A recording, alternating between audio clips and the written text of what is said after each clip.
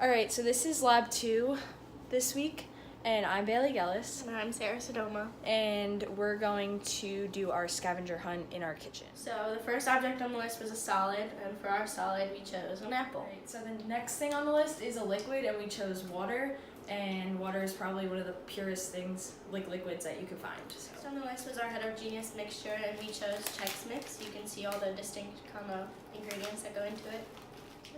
All right, so the next on the list is a homogeneous mixture, and we chose saline solution because you can't really see all the particles in here, but you know what they are. This was aerosol. We chose our Febreze. The particles are initially compressed into this can, and then when you squeeze it, you get a gas. So the next thing is suspension, and we have Olive Garden Italian dressing, and you can see all the little solid particles within the liquid.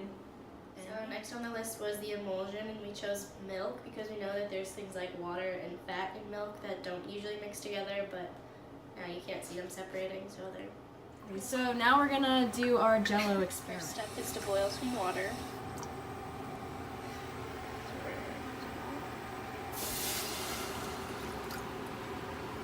So now it's just gonna boil for a little bit. It's a little hard to see right now, but the water is boiling and water vapor is coming up. So the water is changing state from a liquid to gas. This is our Jello mixture as a solid right now. So now we're gonna add the boiling water into our Jello powder.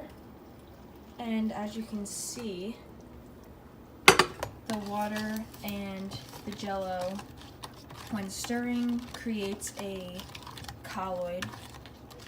This is also considered a homogeneous mixture as well. And you can determine that because all the particles have dissolved within the water. Now we're going to add cold water to our mixture. And now we're continuing to stir a little bit. So now we're just going to refrigerate it for a few hours, and after it is refrigerated, it'll change state from the liquid that it's in now Solid Jello. to solid Jello. And that's it for this week's lab.